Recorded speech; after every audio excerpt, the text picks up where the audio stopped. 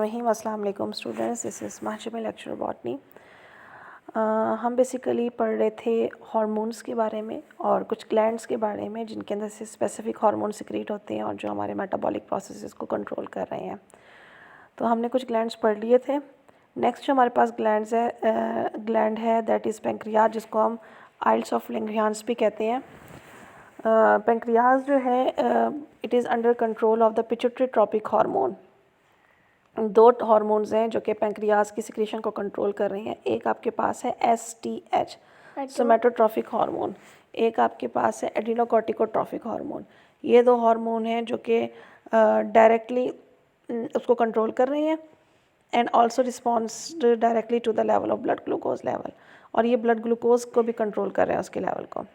The isles contain large number of beta cell associate with insulin production. और पर जो pancreas है उसमें दो तरह के सेल्स होते हैं, उनको हम अल्फ़ा सेल्स और बीटा सेल्स के हिसाब से कैटेगराइज करते हैं। जो बीटा सेल्स हैं वो इंसुलिन प्रोडक्शन को कंट्रोल कर रहे हैं और जो अल्फ़ा सेल्स हैं वो ग्लाइकोजन सिक्रीशन को कंट्रोल कर रहे हैं। In general insulin depress blood. अब इंसुलिन का काम क्या है? इंसुलिन जो है वो हमारे खून में ग्लूकोज के लेवल को कंट्रोल कर रही है मुख्तलिफ़ तरीक़ों से। कैसे कंट्रोल कर रही है? या तो अगर ज़्यादा ग्लूकोज हो रही है तो ग्लूकोज को ग्लाइकोजन में कन्वर्ट कर देती है, या फिर ग्लूकोज जो है वो सेल इस्तेमाल कर लेता है। किसी भी तरीके से जो है ग्लूकोज के लेवल को कंट्रोल किया जा रहा है। इसके अलावा it also stimulate the conversion of glucose into lipid and protein which in turn reduce glucose level. तो इस तरह से 3 तरीक़ों से ग्लूकोज के लेवल को कंट्रोल किया जा रहा है। इंसुलिन जो है और क्या काम करती है कि वो ग्लाइकोजन की जो है हाइड्रोलिसिस को इनहिबिट करने की कोशिश करती है, क्योंकि ज़ाहिर है जब ग्लाइकोजन जो है वो हाइड्रोलाइज होगी तो वो ग्लूकोज बनाएगी। यानी कहने का मतलब ये है कि हर लिहाज से ग्लूकोज के लेवल को कंट्रोल कर रही है। तो अगर बॉडी इंसुलिन नहीं बनाएगी तो उस कंडीशन को हम कहते हैं डायबिटीज़ मेलाइटस। उसमें क्या होगा? उसमें ब्लड शुगर लेवल हाई हो जाएगा। उसके सिम्टम्स ये हैं कि ब्लड टेस्ट किया जाएगा उसमें शुगर ज़्यादा मिलेगी, यूरिन टेस्ट किया जाएगा उसमें शुगर ज़्यादा मिलेगी। इसके अलावा it cause disturbance of the body osmotic equilibrium and D arrangement of the nervous system. Toxic metabolites form fats which need glucose energy for their oxidation also accumulate.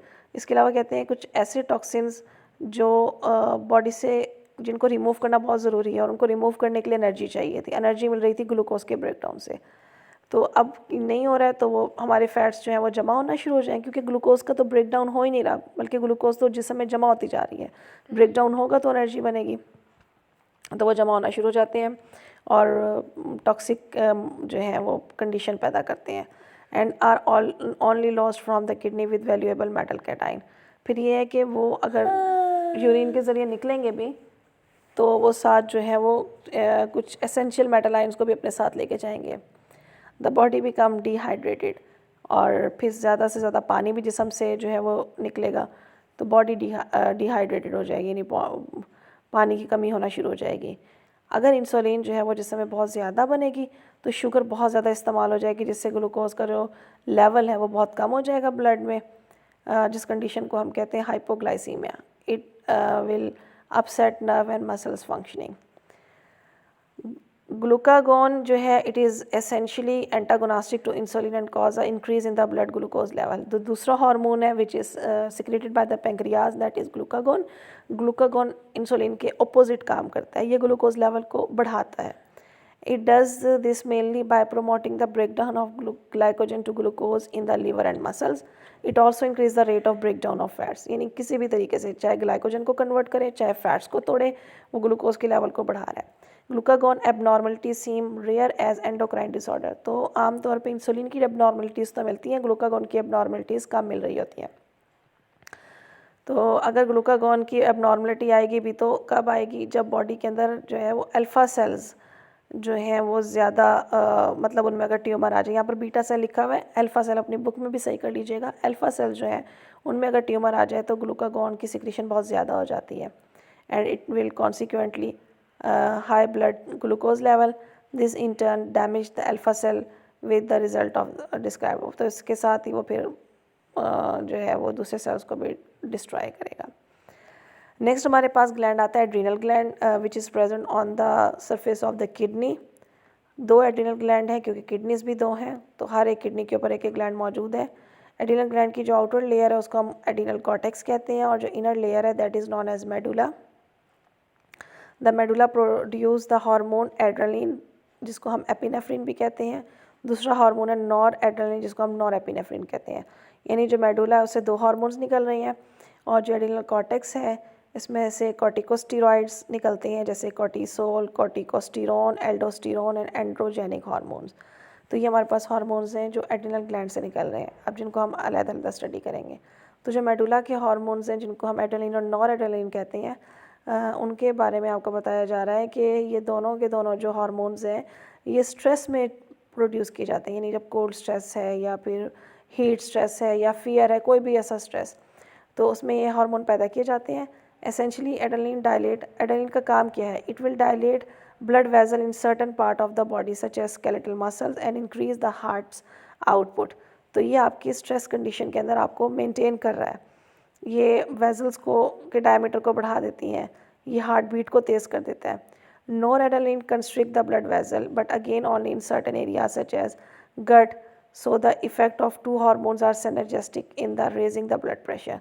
और noradrenaline जो है वो blood vessel को constrict करती है, लेकिन वो भी ख़ास रीजन में, जैसे गट्स में। तो चाहे एड्रेनलिन हो चाहे नॉर एड्रेनलिन हो, दोनों के दोनों जो है वो मिलकर ब्लड प्रेशर को इंक्रीज़ कर रहे हैं। Adrenaline and noradrenaline promote the release of the glucose from the liver glycogen and reinforce the effect of the sympathetic system। ये आपने नर्वस सिस्टम पढ़ा, उसमें से हमारे पास एक सिस्टम था सिंपैथेटिक सिस्टम, जिसको हम कहते हैं फाइट एंड फ्लाइट। तो ये फाइट एंड फ्लाइट कंडीशन के अंदर आपको लेकर आने वाले हार्मोन्स हैं।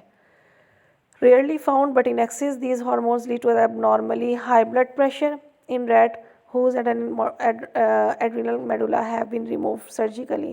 Ability to withstand any stress situations such as cold is markedly diminished। तो ये एक एक्सपेरिमेंट किया गया रैट्स के ऊपर, उसके अंदर से उनकी जो एड्रिनल ग्लैंड्स हैं उसमें से मेडुला को रिमूव कर दिया। मेडुला को रिमूव कर दिया तो वो हार्मोन्स ही नहीं बनेंगे। फिर उनको दिया गया कोल्ड स्ट्रेस। जैसे ही कोल्ड स्ट्रेस दिया गया तो वो मर गए। तो इसका मतलब ये है कि उनमें उस स्ट्रेस को बर्दाश्त करने की सलाहियत ख़त्म हो गई, क्योंकि उसको बर्दाश्त करने के लिए जो हार्मोन्स थे वो उनमें नहीं बन रहे। उसके बाद हमारे पास आ जाते हैं कॉर्टिकल हार्मोन्स। तो the adrenal cortex is active all time but specially so following shock और स्ट्रेस सिचुएशन एंड इन्फेक्शन। इसी तरह से जो कॉर्टेक्स है वो कहते हैं कि वैसे तो एक्टिव रहता है, लेकिन ज़्यादातर एक्टिव होता है शॉक कंडीशन में और स्ट्रेस कंडीशन के अंदर। अब कुछ हार्मोन्स हैं जिनको डिस्कस किया, सबसे पहले कॉर्टिसोल को डिस्कस किया। ये हमारे पास ग्लूकोकॉर्टिकॉइड है and bring about and increase the blood glucose level mainly by its production from protein and by antagonising the action of the insulin. तो ये आमतौर पे ग्लूकोज लेवल को बढ़ा रहा है। कैसे बढ़ाता है? प्रोटीन्स के ज़रिए या फिर इंसुलिन के एक्शन को इनहिबिट करके। उसके बाद दूसरा हार्मोन आता है corticosterone. Is both a glucocorticoid and mineralocorticoid. तो ये ग्लूकोज लेवल को भी कंट्रोल कर रहा है और मिनरल्स के लेवल को भी कंट्रोल कर रहा है। फिर हमारे पास आता है aldosterone. It is a principal mineralocorticoid and conserve the level of sodium ion in the body by preventing the loss from the kidney tubules. Destruction of adrenal cortex such as occur in Addison disease will lead to the general metabolic disturbance, in particular weakness of muscle action and loss of the salt। तो कहते हैं कि अगर adrenal cortex damage होगा तो फिर different जो है वो सिम्टम्स हमारे पास सामने आ सकते हैं, जैसे मेटाबॉलिक जो प्रोसेस है वो डिस्टर्ब हो जाएंगे, मसल्स वीक हो जाएंगे, सॉल्ट जो है वो लूज़ कर जाएगी body. Stress situations such as cold which would normally be overcome lead to the collapse and death। तो कहते हैं छोटी से अब स्ट्रेस जैसा कोल्ड स्ट्रेस है जिसको हम आमतौर पे बर्दाश्त कर जाते हैं, तो अगर कॉर्टेक्स नहीं होगा तो हम उसको बर्दाश्त नहीं कर पाएंगे और इवन के बंदे की डेथ भी हो सकती है।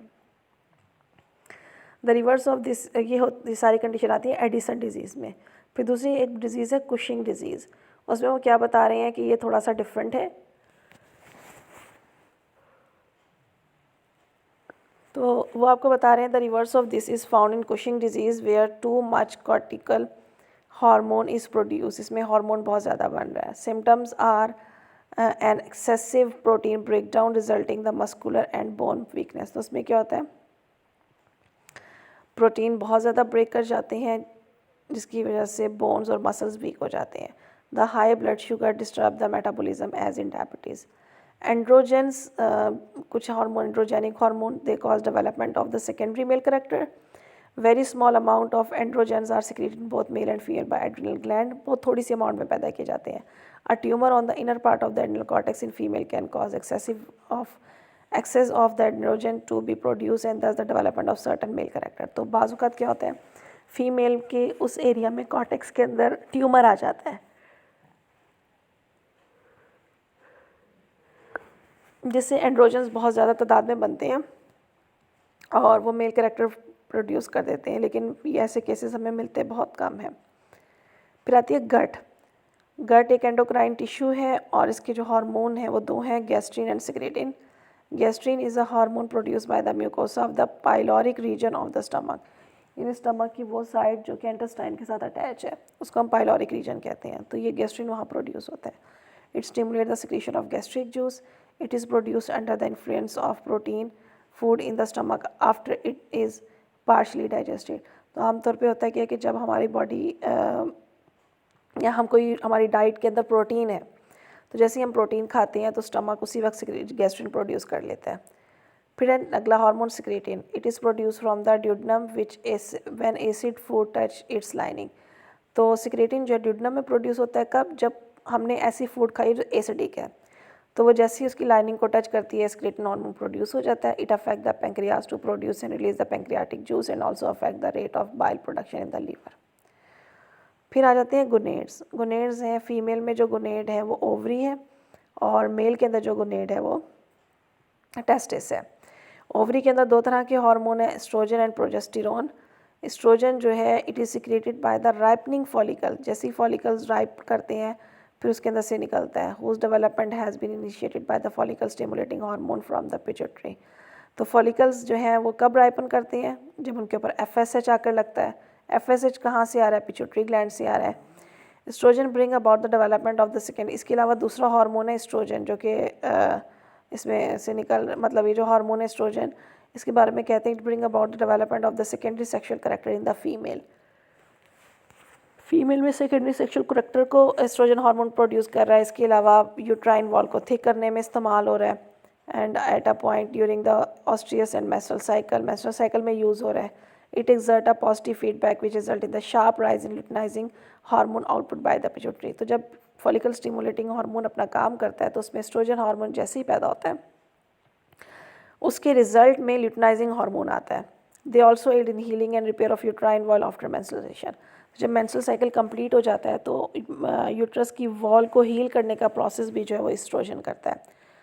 Under the influence of oestrogen some of the cell of uterine wall become glandular and start secreting proteinaceous secretion which are taken up by the embryo during the early stage of development. और अगर pregnancy हो जाए तो ये जो hormone है ये एक प्रोटीनिशियस सिक्रेशन क्रिएट करता है तो जो है एम्ब्रियो यूज़ कर अपने डेवलपमेंट.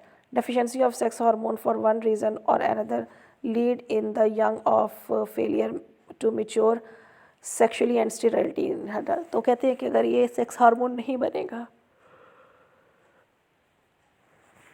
तो वो जो बंदा है वो सेक्सुअली मैच्योर नहीं हो पाता.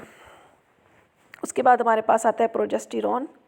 It is produced by the ruptured follicle in response to luteinising hormone from the pituitary. Progesterone inhibit the further follicle stimulating secretion from the pituitary.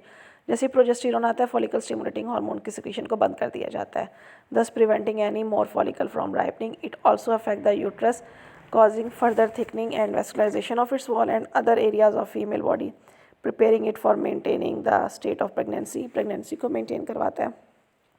It suppresses the ovulation को रोकने की कोशिश करता है.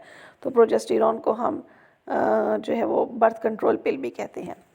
फिर है टेस्टिस हमें को जब हम स्टडी करते हैं तो they are the gonads of the male. Testes consist of many coiled seminiferous tubules where the spermatozoa develop and between the tubules region of interstitial cells produced gonadal hormone called testosterone and 17 beta hydroxytestosterone. तो दो hormones हैं जो testis produce कर रहे हैं. After the initiation of the development the sex organ in the foetus produce them.